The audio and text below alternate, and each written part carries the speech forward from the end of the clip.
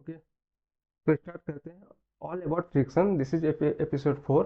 ठीक है, इसमें बहुत सारा पार्ट्स होंगे और जिसमें हम लोग डिस्कस करेंगे ऑल अबाउट फ्रिक्शन। फ्रिक्शन के न्यूमेरिकल्स को सॉल्व करने के लिए जितने भी कॉन्सेप्ट का जरूरत है उसको सारा चीज़ इस एपिसोड में हम लोग डिस्कस करने वाले हैं, जिसमें बहुत सारा पार्ट है। पार्ट वन में हम लोग क्या क्या डिस्कस करने वाले हैं, what is friction in depth. Depth में देखने वाले क्या फ्रिक्शन है, why does friction exist, friction exist ही क्यों करता है वो जानने वाले हैं। टाइप ऑफ फ्रिक्शन, कितने टाइप ऑफ फ्रिक्शन होते हैं, तो ये सब हम लोग पार्ट वन में देखने वाले हैं। फिर पार्ट टू में देखेंगे static friction in depth, static friction को डेप्थ में, ताकि आप स्टैटिक फ्रिक्शन के कोई भी न्यूमेरिकल को सॉल्व कर पाओ।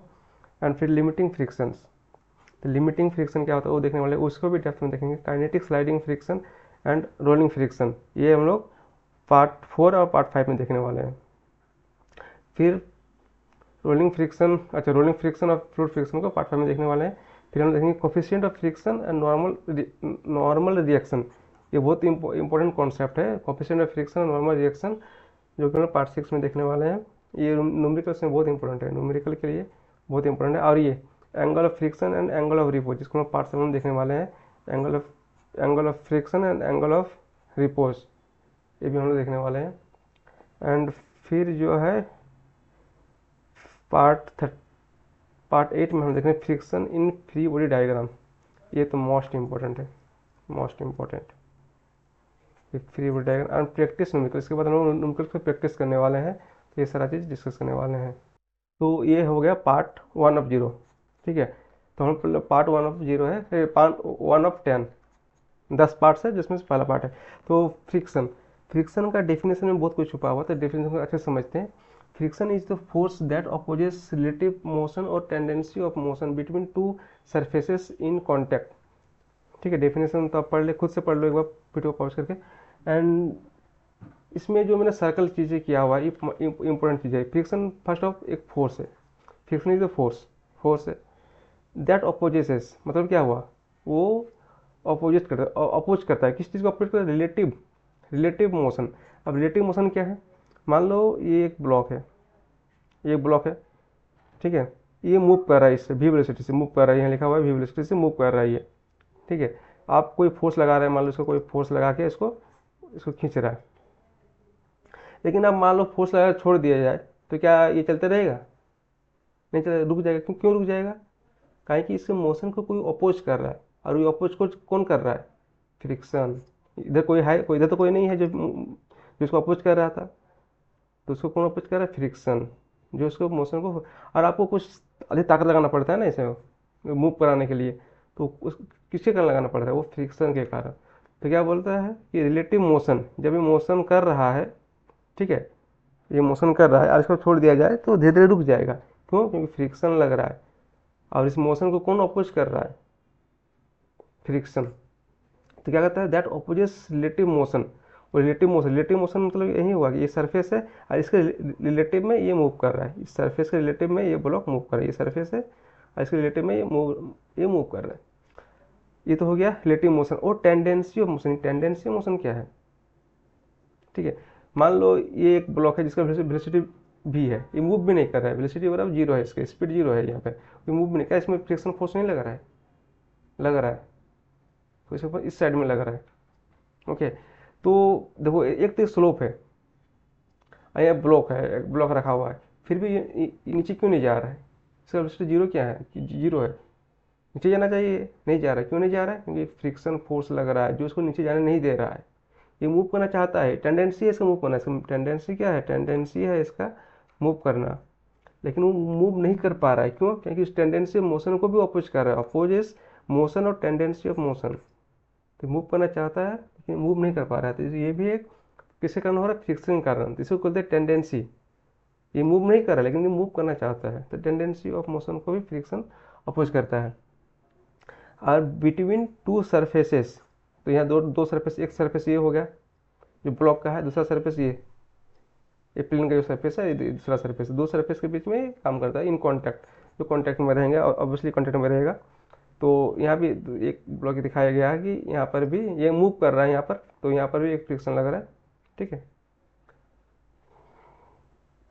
एंड कुछ इंपॉर्टेंट पॉइंट है इसका, it acts parallel to the surface. Okay, it acts parallel to the surface, ये बहुत इंपॉर्टेंट पॉइंट है। पैरेलल टू द सरफेस हमेशा, ये फ्रिक्शन फोर्स, ये जो मैंने एरो दिखाया गया येलो कलर में, जो एरो दिखाया गया है, ये हमेशा पैरेलल टू द सरफेस, ये फोर्स का डायरेक्शन को शो कर रहा है, फोर्स का डायरेक्शन को, फोर्स डायरेक्शन को शो कर रहा है, किसका, फ्रिक्शन फोर्स का डायरेक्शन को शो कर रहा है, और ये हमेशा पैरेलल टू द सरफेस होगा। तो ये पहला पॉइंट। सब direction is opposite to the relative motion. Okay, तो मोशन देखो, मोशन, ये मोशन इसका, इसमें तो कोई, इसमें ये मोशन तो इसमें है नहीं, इसमें मोशन है ही नहीं। अगर मोशन नहीं, लेकिन मोशन किस डायरेक्शन में करना चाहता है, टेंडेंसी किस तरह जाने का, इसका टेंडेंसी दिस साइड है, तो फ्रिक्शन कहाँ लग रहा है, दिस साइड, तो अब हमेशा ऑपोजिट होता है।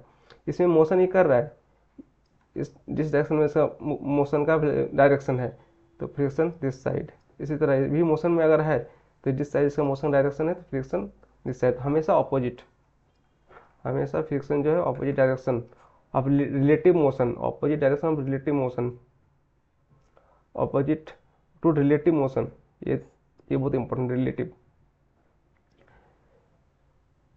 रिलेटिव मतलब किसके रिलेटिव, जिस सरफेस में वो मूव कर रहा है उसके रिलेटिव, ये जो सरफेस है इसके रिलेटिव में। And then it opposes motion और अटेम्प्टेड मोशन, वही डिफिनेशन में जो लिखा होता है, ये अपोजेस मोशन, जो अगर मोशन कर रहा है तो पुश करेगा उसको रुकने के लिए, अगर मोशन कर रहा है तो उसको रुकना चाहिए, तो रुक जाओ। और अटेम्प्टेड मोशन, अगर मोशन नहीं भी कर रहा है, मोशन करना चाहता है तो भी बोलता है रुक जाओ, मत जाओ। तो ये हो गया 3 important points. Why does friction exist, why does friction exist, ये एग्जिस्ट ही क्यों कर रहा है, तो क्यों करता है ये, तो पहला पॉइंट है सरफेस रफनेस। अगर इसको जूम किया जाए, इसे जूम कर रहे हैं हम लोग, अगर जूम किया जाए इसको, तो आपको सरफेस जो, अगर जूम नहीं करेंगे तो बहुत प्लेन दिखता है, ठीक है, लेकिन अगर जूम करोगे, माइक्रोस्कोपिक इरेगुलरिटीज, जो माइक्रोस्कोपिक लेवल पर आप देखोगे तो बहुत रफनेस मिलेगा आपको सरफेस पे, वो चिकना नहीं दिखेगा, ऐसा बहुत सॉफ्ट नहीं दिखेगा, तो वो रफनेस रहेगा। उस रफनेस के कारण मैंने ये अगर कॉन्टैक्ट में आ जाएगा तो ये दोनों का रफनेस जो है वो मिल जाएगा, फिर वो अपोज करता है मोशन का। ये तो हो गया पहला reason, surface roughness, microscopic level पर ऊपर से नहीं दिखेगा आपको। और दूसरा मॉलिक्यूलर एडेशन बिटवीन सरफेसेस, इसमें क्या बोल रहा है, देखो इसका भी कुछ अपना मॉलिक्यूल होता है, ये सरफेस है, और ये भी सरफेस जो है इसका भी कुछ अपना मॉलिक्यूल होता है। ये सरफेस जो है ये किसी ब्लॉक का हो सकता है, इसे कोई ब्लॉक है तो सरफेस हो सकता है ये, और ये भी सरफेस किसी भी चीज़ का हो सकता है, प्लेन का हो सकता है, किसी दूसरा ब्लॉक का हो सकता है, क्योंकि ब्लॉक के बीच में भी तो फ्रिक्शन लग सकता है ना, तो फ्रिक्शन का भी लग सकता है। दो सरफेस के बीच बस 2 सरफेसेस होना चाहिए, 2 सरफेसेस, तो ये एक मॉलिक्यूल है, दूसरा मॉलिक्यूल ये है, तो दोनों के बीच में जो फोर्स लगेगा, एडेसिव फोर्स, आपने पढ़ा होगा एडेसिव फोर्स, कोहेसिव फोर्स, तो जो एडेशन फोर्स लगता है उसके कारण भी जो है जो फ्रिक्शन है मेरा क्रिएट हो रहा है। और एडेशन कोहेशन, एडेशन जनरली क्या होता है, दो टाइप के मॉलिक्यूल के बीच में जो लगता है वो एडेशन होता है, और कोहेशन जो होता है अपने ही बीच में जो लगता है, अपने ही मॉलिक्यूल के बीच में जो लगता है उसको कोहेजन फोर्स कहा जाता है, ऐसा कुछ है डेफिनेशन। एंड अब हम लोग देखते हैं कि इसका, हाँ, तो फिर इसका एग्जाम्पल क्या है, मतलब ये इस बात को, ये एग्जाम्पल जो प्रूव कर रहा है, इस स्टेटमेंट को ये एग्जाम्पल प्रूव कर रहा है कि इवन पोलिश्ड सरफेस है फ्रिक्शन, अगर सरफेस को बहुत ज़्यादा पोलिश्ड कर दिया जाए जिससे ये रफनेस जो है ये हट जाए, ये रफनेस पूरा हट जाए, फिर भी फ्रिक्शन लगता है, क्यों, क्योंकि एडेसिव फोर्स है, एडेशन फोर्स के कारण। अब टाइप ऑफ फ्रिक्शन, तो टाइप ऑफ फ्रिक्शन, इसको हम लोग इस टाइप को भी डिस्कस करेंगे बहुत डिटेल में, जैसे स्टैटिक फ्रिक्शन को डिटेल में डिस्कस करेंगे, लिमिटिंग फ्रिक्शन को सबको डिस्कस करेंगे। अभी बस एक ओवरव्यू ले लेता हूँ कि स्टैटिक फ्रिक्शन ये क्या है। Act when object is a rest, object is at rest, जब वो रेस्ट में होता है तब ये लगता है स्टैटिक फ्रिक्शन, बस ये याद रखना है, जब रेस्ट में होता है तब स्टैटिक फ्रिक्शन लगता है। अभी वी बराबर 0 है तो यहाँ स्टैटिक फ्रिक्शन लग रहा है, यहाँ वी बराबर 0 है यहाँ भी स्टैटिक फ्रिक्शन लग रहा है। लेकिन यहाँ एक चीज़ है कि ये जो F1 है, F1 का वैल्यू 0 है, तो F2 का है ये वैल्यू 0 नहीं है, तो ये क्यों हो रहा है, क्या हो, यहाँ पे फ्रिक्शन फोर्स 0 नहीं लग रहा है, यहाँ पर लग रहा है, दोनों स्टैटिक, ये भी स्टैटिक, इसका भी वैल्यू 0 है, ये भी इसका वेलोसिटी 0 है, लेकिन यहाँ पे लग रहा है फ्रिक्शन फोर्स, स्टैटिक फ्रिक्शन, यहाँ पे फ्रिक्शन फोर्स नहीं लग रहा है। तो इसको डिटेल में हम लोग स्टडी करेंगे, जब इसको पूरा डिटेल में पढ़ेंगे तब हम लोग देखेंगे इसको नेक्स्ट लेक्चर में। And the limiting friction, limiting friction क्या है, जस्ट बिफोर मोशन स्टार्ट, आप किसी चीज़ को, मान लो ये कोई है यहाँ पे, ठीक है, इसको खींच रहा है, तो क्या ऐसे हाथ लगाएगा और वो मूव करने लगेगा? नहीं। हम लोग हाथ लगाते हैं, फिर थोड़ा सा फोर्स लगाते हैं, नहीं मूव कर रहा है, थोड़ा सा और लगाए, और जोर लगाए, नहीं मूव किया, और थोड़ा जोर लगाए तो मूव करने लगा। ठीक है, तो जब मूव कर रहा, मूव करने ही वाला, उसके जस्ट पहले, जब मूव हुआ जस्ट उससे पहले जो फ्रिक्शन फोर्स लग रहा था उसको लिमिटिंग फ्रिक्शन कहते हैं। मूव स्टार्ट होने से, मूविंग स्टार्ट होने से पहले ही जस्ट जो फ्रिक्शन फोर्स लगता है उसको हम लोग क्या कहते हैं? Limiting friction. ठीक है, इसको और डिटेल में देखेंगे अभी। काइनेटिक स्लाइडिंग फ्रिक्शन ये तब होता है, देखो क्या क्या हुआ, जब वो खड़ा था, मतलब वो मूव नहीं कर रहा था, वेस्टेज जीरो था, तब उसको फ्रिक्शन लगता है, वो स्टैटिक हो गया। जब मूव करने ही वाला उसको जस्ट पहले, जब मूव करने स्टार्ट किया जस्ट उसके पहले वो लिमिटिंग फ्रिक्शन हो गया। अब मूव करने लगा वो, अब वो मूव करने लगा तो उसको क्या लगता है? Kinetic sliding friction. Action object is moving, already moving, तो उस टाइम पे जो फ्रिक्शन फोर्स लगता है उसको काइनेटिक स्लाइडिंग फ्रिक्शन कहते हैं। रोलिंग फ्रिक्शन, हमें ऑब्जेक्ट रोल्स, ये रोल कर रहा है, ये इसे रोल करेगा, ठीक है, ये नहीं ये ऐसा, जब ये रोल कर रहा है तो इसमें भी फ्रिक्शन, इसको डिटेल में देखेंगे कि कैसा लगता है, क्यों लगता है।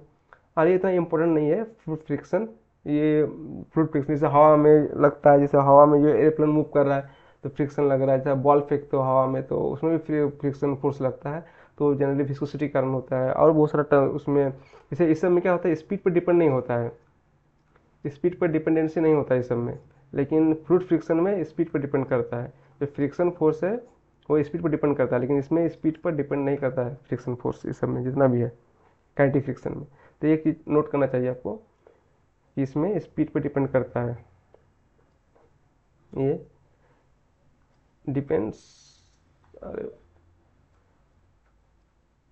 डिपेंड्स ऑन स्पीड, इसमें not depends on speed. Okay, and तो ये तो हो गया टाइप फ्रिक्शन। और जो नेक्स्ट लेक्चर है, please watch it, static friction in depth. इसमें नेक्स्ट लेक्चर में हम लोग जो नेक्स्ट पार्ट है उसमें हम लोग देखने वाले हैं स्टैटिक फ्रिक्शन इन डेप्थ।